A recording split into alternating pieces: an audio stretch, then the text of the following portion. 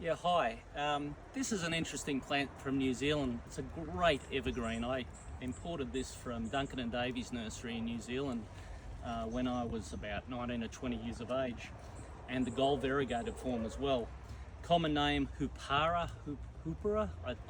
My Maori name's probably not pronouncing very well, but pronunciation's not too flash. But this is, the botanical name is Psudopanax, lessoni. This one's called Cyril Watson, and the one behind me I'm going to show you in a minute is Gold Splash. And they make a really dense, compact variety.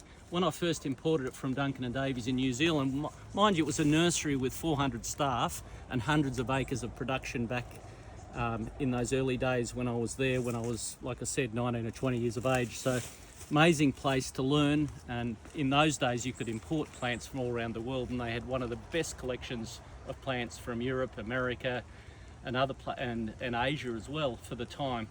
And I learnt from some wonderful plantsmen there, Jim Rumble and a few other famous plantsmen that were working there at the time.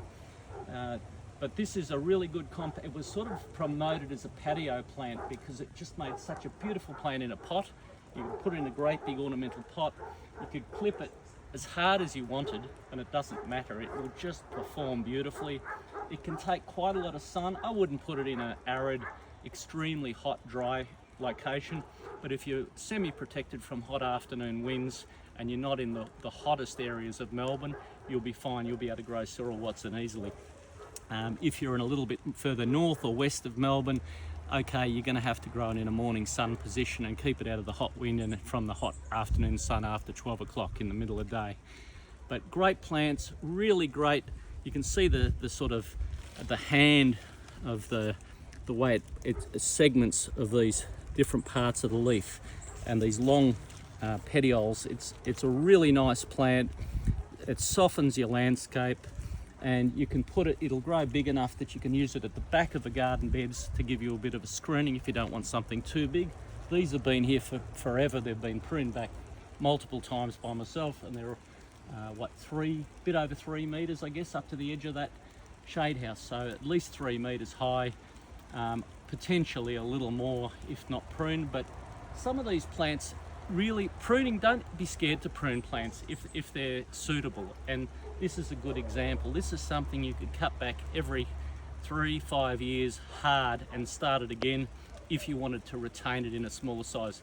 If you've got a much bigger garden and you've got space where it's planted, let it go up another metre or two. It won't matter. It'll fill the spot and look dense like this and healthy.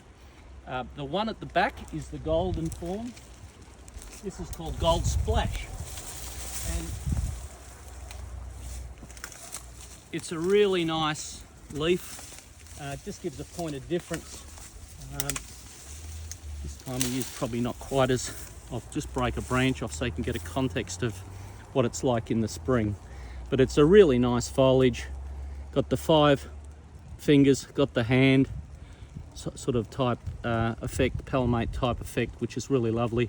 And all the same characteristics for size, patio plant or a screening plant, or just a nice evergreen for a special location.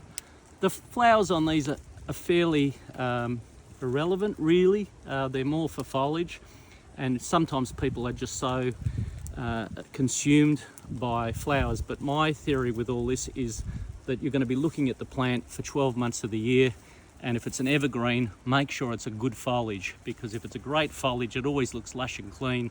That's going to be a winner for your garden and the outlook and what you're contrasting it with. So anyway, have a great day. Take care.